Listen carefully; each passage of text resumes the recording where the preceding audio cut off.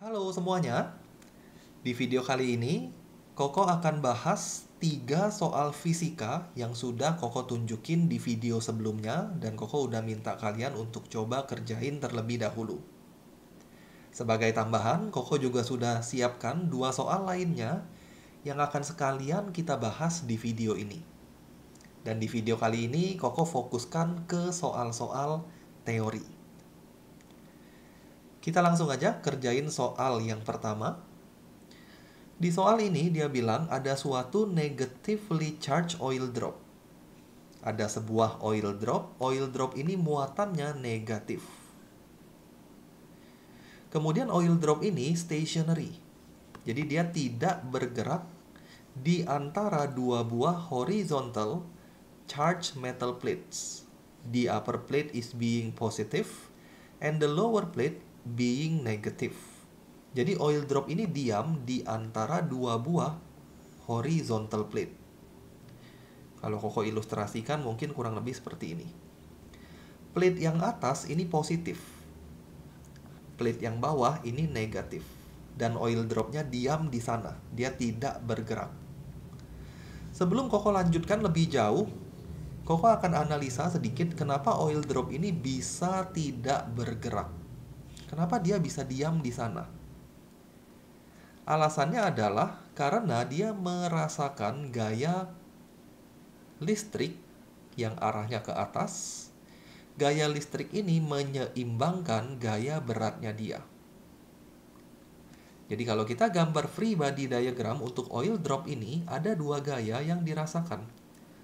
Satu gaya listrik arahnya ke atas. Kenapa arahnya ke atas? Karena medan listriknya arahnya ke bawah. Dan elektron ini atau oil drop ini muatannya negatif. Sehingga arah dari gaya listriknya akan berlawanan dengan arah dari medan listrik. Jadi dia punya gaya listrik ke atas.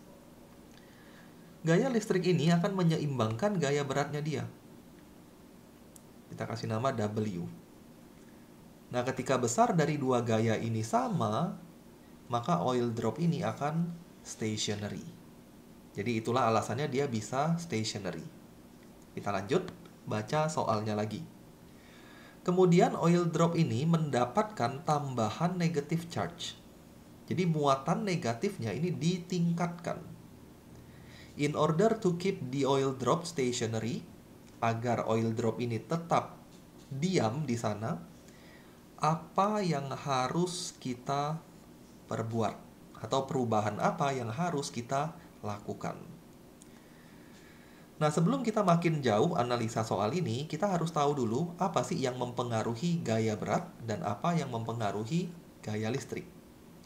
Yang mempengaruhi gaya listrik itu adalah muatan listrik atau muatan si oil drop dan medan listrik. Sedangkan apa yang mempengaruhi medan listrik itu adalah beda potensial dibagi dengan jarak. Kita anggap aja jaraknya R misalnya. Jadi kita anggap jarak antar paralel plate ini R, maka yang mempengaruhi gaya listrik itu adalah Q muatan dikali V per R. Inilah besaran yang mempengaruhi gaya listrik. Sedangkan yang mempengaruhi gaya gravitasi atau gaya berat apa? Ya udah pasti M kali G.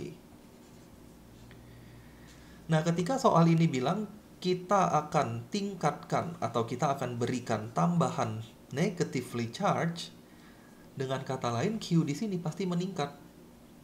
Kalau Q di sini meningkat berarti Fi-nya akan meningkat. Jadi kalau kita tidak melakukan apapun, oil drop ini akan bergerak ke atas. Karena Fi-nya sekarang menjadi lebih besar daripada weight. Jadi kalau Koko tulis di sini alur ceritanya, waktu kita increase Q, yang terjadi adalah I bakal increase. Medan listrik meningkat. Gaya listrik maksud Koko ya. Fi meningkat. Ketika gaya listrik meningkat, dia akan moving up. Harusnya ini yang terjadi. Tapi kalau kita ingin bikin dia tetap stationary, maka kita bisa increase W-nya. Atau kita ubah besaran-besaran lain yang ada atau yang mempengaruhi Fi itu sendiri. Sekarang kita akan lihat masing-masing pilihannya.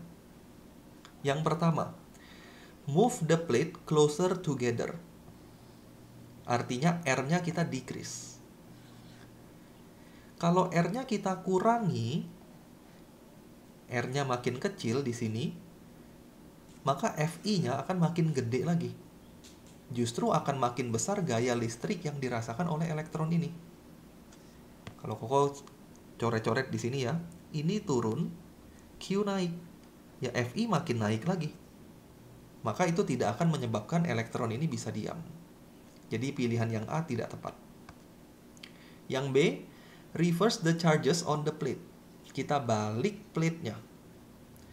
Waktu kita balik plate-nya, ini jadi minus, bawah jadi plus. Yang terjadi adalah gaya listriknya akan mengarah ke bawah sekarang. Tidak ada lagi gaya yang mengarah ke atas. Otomatis dia pasti akan makin bergerak turun. Nggak akan bisa bikin dia stationary. Jadi jawaban yang B ini juga tidak tepat. Yang C, tingkatkan medan listrik antara plates. Tingkatkan medan listrik antar plate. Jadi Q-nya kita tingkatkan. Q-nya naik, charge-nya naik, Fi makin naik lagi. Jadi gaya yang ke atas justru makin gede. Maka dia tetap akan bergerak ke atas. Jadi jawaban yang ini juga tidak tepat. Ini juga salah. Yang D, decrease the potential difference between the plates. Kita kurangi potential difference. Inilah jawaban yang benar. Karena kalau kalian lihat, potential difference turun, Q naik. Kalau penurunan dan peningkatannya ini balance, maka Fi-nya akan tetap constant. Ketika Fi-nya tetap constant, maka dia akan tetap menyeimbangkan W, sehingga dia tetap diam. Jadi jawaban yang benar ada di poin yang D. Yang E udah pasti salah ya. Dia bilang tidak ada perubahan yang kita lakukan karena it is not depend on charge. Ini salah. Udah jelas dia depend on charge. Jadi ini tidak tepat juga. Ini pertanyaan yang pertama, jawabannya D. Kita lihat pertanyaan kedua. Diagram berikut menunjukkan perubahan dari elektrik potensial V dengan jarak D. Jadi grafik antara V terhadap distance along a straight line, sepanjang suatu garis lurus dari sebuah medan listrik. Pertanyaannya, di titik yang mana besar dari medan listrik itu terbesar? Magnitude of the electric field greatest. Soal ini sederhana kalau kalian tahu hubungan antara electric field dan electric potential. Electric field, simbolnya E, itu adalah negative potential gradient. Apa itu potential gradient? Potential gradient itu adalah negatif dV dr. Dengan kata lain, kalau kita tahu kurva V potensial terhadap jarak, electric field itu adalah turunan pertama. Turunan pertama ini menggambarkan gradient dari tangent. Jadi kalian cukup lihat slope-nya. Cukup lihat kemiringan dari titik-titik tersebut. Yang mana yang slope-nya paling besar, itulah yang magnitude dari electric field-nya paling gede. Jadi kalau Koko gambar, slope di D, ini hampir horizontal. Berarti field-nya 0 di titik D. Slope di B juga sama nih, ini garis horizontal. Mendekati garis horizontal lah. Maka field-nya 0. Slope di A itu gini, garis singgung di titik A. Sedangkan garis singgung di titik C, C ini membentuk suatu garis lurus, jadi garis singgungnya ya garis itu sendiri. Udah pasti antara A dan C yang lebih steep, yang lebih curam itu adalah C. Dengan demikian jawaban kita adalah yang C. Jadi ini sederhana. Asal kalian tahu electric field itu adalah negative potential gradient. Kita lanjut ke soal yang ketiga. When a charged particle, ketika suatu partikel bermuatan di dalam magnetic field, which of the following is not a necessary condition for the particle to experience a magnetic force? Kondisi apa yang tidak harus terpenuhi agar partikel ini bisa merasakan magnetic force? Atau kadang-kadang kita sebut sebagai Lorentz force. Magnetic force yang dirasakan oleh suatu partikel di dalam suatu medan listrik ini bisa dihitung dengan formula BQV sin theta, di mana theta di sana adalah angle between B and V. Angle between B and V. Jadi inilah hal yang diperlukan supaya force-nya ada. Yang pertama, kita perlu Q. Q ini artinya partikelnya harus memiliki muatan. Jadi ini wajib. Particle must be charged, harus. Karena kalau tidak ada muatan, maka F-nya pasti 0. Jadi ini wajib ada dan ini berarti necessary condition. Ini benar. Yang kita mau cari yang salah ya. Yang B, particle must be moving. Partikelnya harus bergerak, itu juga benar. Kalau tidak ada kecepatan, otomatis tidak akan ada magnetic force. Ini benar. Yang ketiga, partikelnya harus memiliki arah dengan suatu sudut terhadap magnetic flux density. Jadi harus ada sudut antara kecepatan dengan B. Ini juga benar. Kalau tidak ada sudut antar mereka, jadi tetanya 0 atau tetanya 180, tidak ada sudut antar mereka, maka persamaan ini akan berubah menjadi 0. Artinya tidak ada force yang dirasakan oleh charge particle itu. Jadi kalau dia bilang partikelnya harus membentuk sudut, ini benar. Wajib membentuk sudut.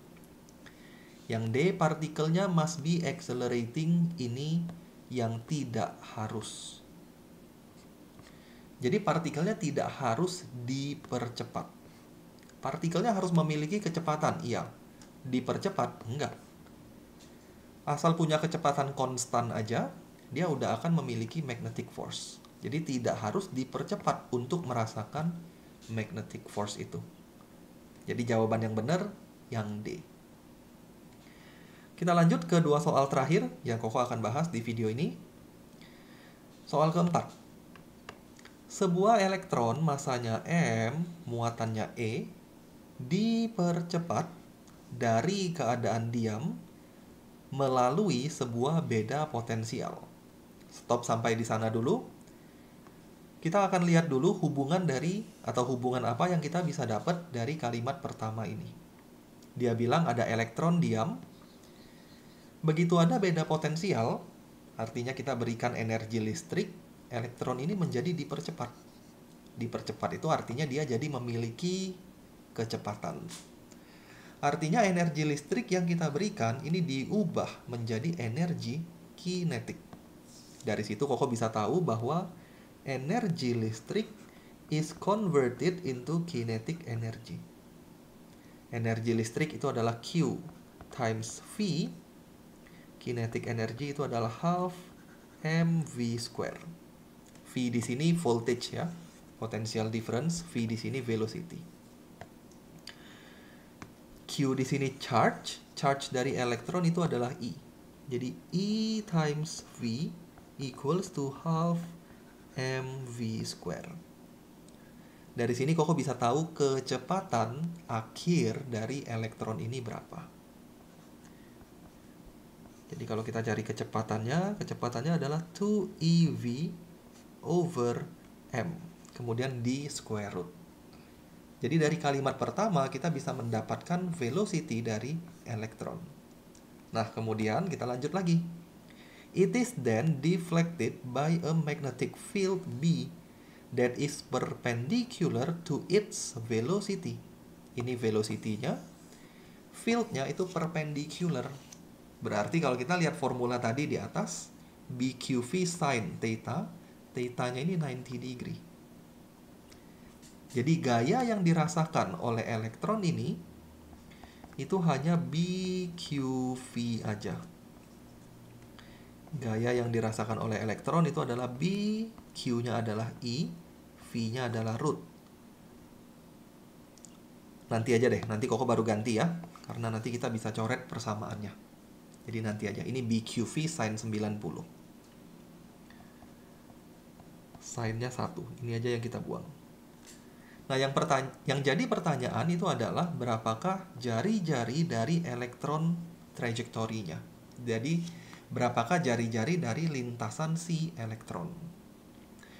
Kalau kalian ingat materi yang kita udah bahas di video sebelumnya, ketika ada suatu moving charge di dalam magnetic field, maka lintasannya itu adalah melingkar. Ini info yang kalian harus ingat. Jadi untuk si elektron ini, karena dia bergerak di dalam magnetic field, maka lintasannya adalah circular. Jadi dia akan circular motion. Nah, karena dia circular motion, Koko bisa bilang sigma F-nya ini adalah mv square over r. Sigma F-nya siapa? Yang provide centripetal force itu adalah magnetic force. Ingat-ingat, weight tidak ada pengaruh karena weight dari elektron itu sangat kecil compared to its magnetic force. Jadi sigma F-nya hanya BQV aja. Equals to mv square over r. Kita pengen cari r-nya berapa. Jadi velocity-nya dicoret aja 1. Kita akan dapat r equals to mv over bq. Q-nya adalah E. V-nya baru diganti lagi. V-nya yang tadi 2EV divided by M kemudian di square root 2EV over M divided by BE. Nah, kita tinggal pilih-pilih nih jawaban yang benar apa. M di sini kalau Koko masukin ke sana jadi M kuadrat. M kuadrat sama M bisa dicoret nih. Jadinya 2EV di akar atasnya. Root 2MEV ya. 2MEV.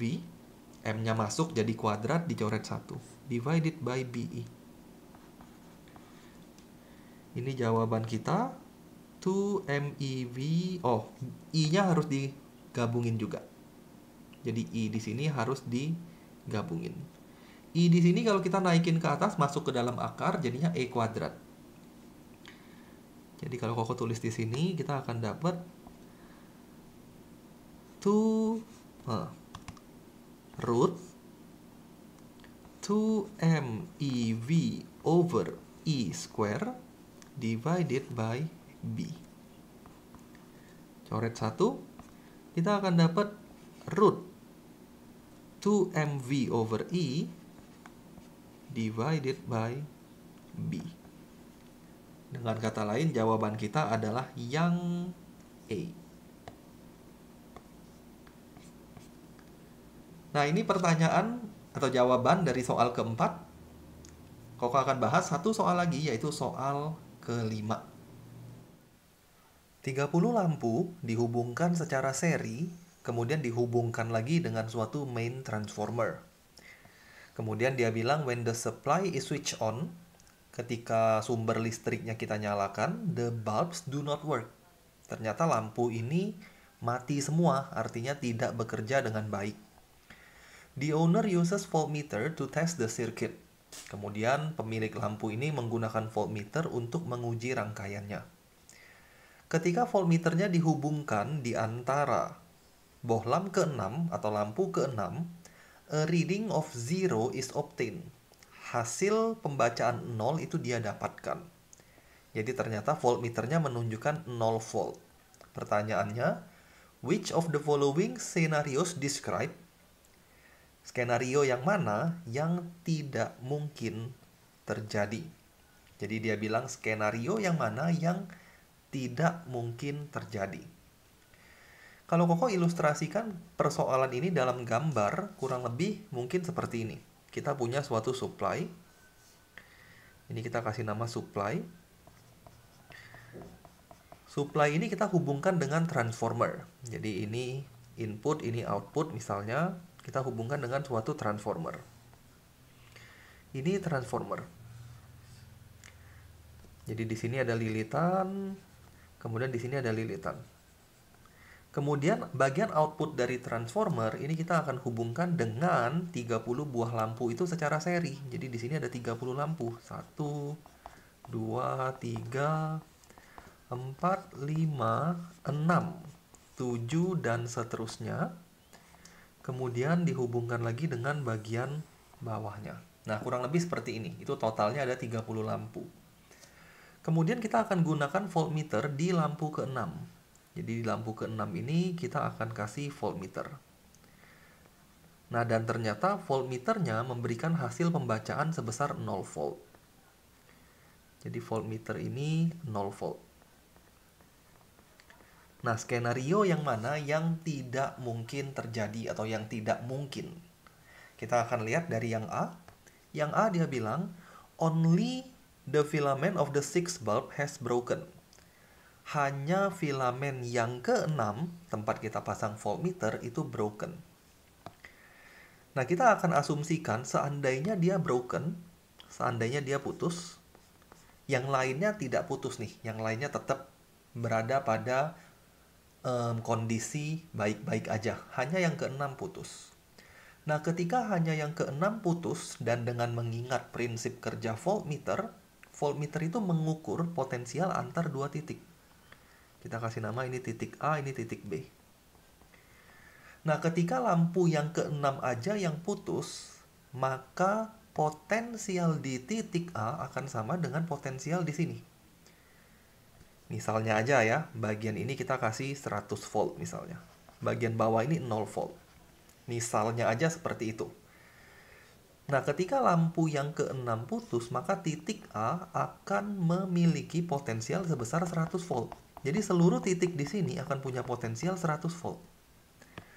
Sedangkan di titik B potensialnya adalah 0 volt.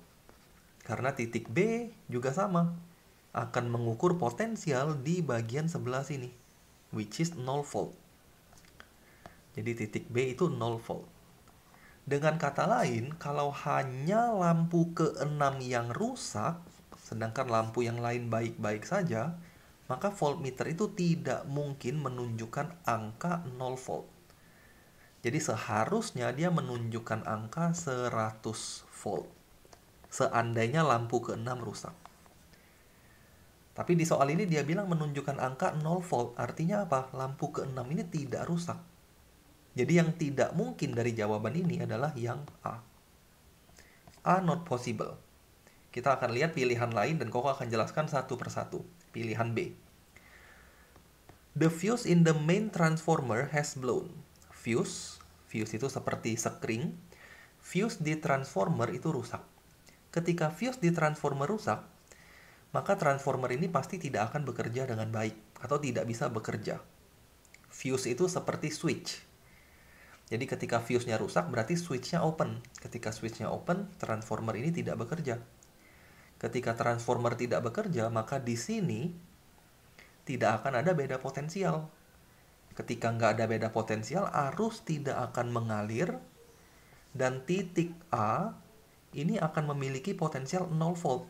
Karena nggak ada potensial. Di sini 0, di sini 0 juga. Karena transformernya rusak gitu. Transformer rusak, di sini 0 volt, di sana 0 volt. Titik A 0 volt, titik B juga 0 volt. Maka voltmeter juga 0 volt. Jadi yang bagian B ini mungkin. Bagian C, the filament of at least one of the other bulbs has broken. Filamen dari salah satu dari lampu yang lain rusak. Misalnya, ternyata yang rusak lampu yang kedua. Misalnya ini broken. Seandainya di sini broken, lampu itu broken, maka arus tidak mengalir. Maka semua lampu pasti akan mati. Dan di sini pun voltmeternya pun akan menunjukkan angka 0 volt. Kenapa bisa seperti itu? Karena ketika lampu kedua rusak, seluruh titik yang ada di sini itu 100 volt. Ini juga 100 volt semua, 100 volt. Semuanya 100. Sedangkan di bagian sebelah kanannya dia, ini semuanya 0 volt. Jadi titik ini 0 semua nih. Maka ketika lampu yang kedua rusak, maka titik A itu akan berada pada zero potensial, 0 volt. Titik B juga 0. Maka voltmeternya juga 0. Jadi jawaban yang C itu mungkin memang seperti itu. Kalau lampu kedua rusak, arus tidak ngalir. Arus nggak ngalir, semuanya mati. Karena titik A dan titik B ada di sebelah kanan dari lampu kedua, hubungan seri ini, maka potensial antara dua titik tersebut akan sama. Ketika potensialnya sama, ya potensial difference-nya akan 0 volt, sesuai seperti yang soalnya bilang. Jadi yang C bisa terjadi atau mungkin terjadi. Yang D terakhir, there is a break in the wire from the supply to the transformer. Jadi ada arus yang putus, atau ada wire, Ada wire yang putus dari supply ke transformer. Misalnya ini putus. Ketika wire-nya putus, ya udah pasti supply-nya 0. Tidak ada supply voltage di bagian primary. Tidak akan ada supply voltage atau output voltage di bagian secondary. Jadi ini 0 volt. Otomatis ini juga semuanya 0 volt. Lampunya tidak akan menyala semua dan potensial difference-nya pun akan 0 volt. Jadi dari semua ini yang tidak mungkin terjadi itu adalah yang A. Nah, pembahasan Koko selesai sampai di sini untuk video kali ini. Thank you semuanya yang udah nonton video Koko. Semoga bermanfaat, semoga bisa dimengerti. Dan jangan lupa untuk lihat video berikutnya.